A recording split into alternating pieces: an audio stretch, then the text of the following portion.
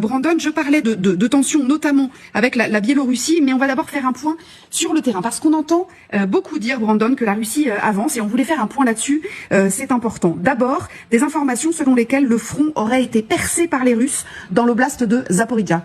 Effectivement, bonjour Bénédicte. Regardez la situation aujourd'hui en Ukraine. Là, on a donc cette couleur rose, hein, l'avancée des forces russes. Et effectivement, c'est peut-être la première fois que vous entendrez le nom de Oulaïpol.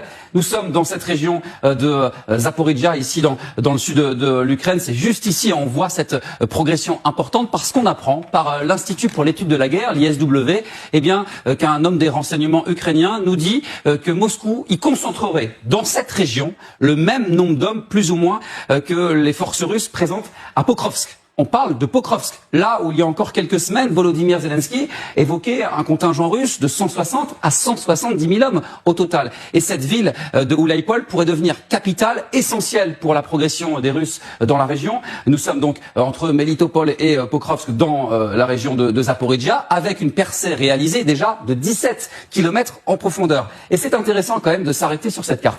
Vous voyez en rouge donc les revendications russes, notamment dans cette couleur verte, on se rapproche de cette ville d'Oulaïpol et vous voyez donc on a cette percée importante réalisée par les forces de Vladimir Poutine et dans un second temps on se rapproche dangereusement de cette rivière de Aïchour qui permettrait donc aux armées de Vladimir Poutine d'encercler les forces ukrainiennes présentes et notamment de couper les approvisionnements des routes. Donc plus de vivres, plus de matériel pour les armées de Volodymyr Zelensky, d'avancer, d'encercler cette commune et d'une certaine manière d'avoir des avancées significatives pour des opérations plus importantes à l'ouest de l'Ukraine. Merci Brandon. Et aussi, il y a une autre question, et on le voit quand on regarde un petit peu ce qui se passe dans cette région-là, Annie, je me tourne vers vous, c'est qu'il y a encore pas mal de populations civiles dans ce coin-là et que les évacuations sont très difficiles évidemment.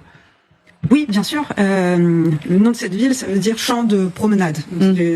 Dire aussi que c'est une toute petite ville. C'est 2000 habitants historiquement. Donc on est vraiment sur un effectif. La situation est extrêmement difficile. En effet, les Russes poussent depuis plusieurs mois d'ailleurs les Ukrainiens alertent en disant qu'il y a des troupes qui s'amassent. Voilà. Donc il y a de cycles d'attention aussi au niveau médiatique sur ce qui se passe. Mais à cet endroit, les Ukrainiens alertent depuis longtemps. Ils vont essayer de passer par là. Pourquoi ? Parce que in fine, dans leur tête, aux Russes, il y a un axe possible Zaporijia-Donetsk. C'est ça. Voilà, donc c'est ça le but. Maintenant, en tout cas, selon mes sources à moi, la ligne, elle n'est pas percée. Donc ils organisent à peu près les mêmes techniques d'infiltration que l'on peut voir à Pokrovsk en ce lieu, mais aux dernières nouvelles, ils n'y arrivent pas. Et de rappeler à quel point c'est un petit site. Certes, tout site est important stratégiquement quand il est sur une ligne de défense ou qu'il est inclus dans une ligne de défense, mais ça reste une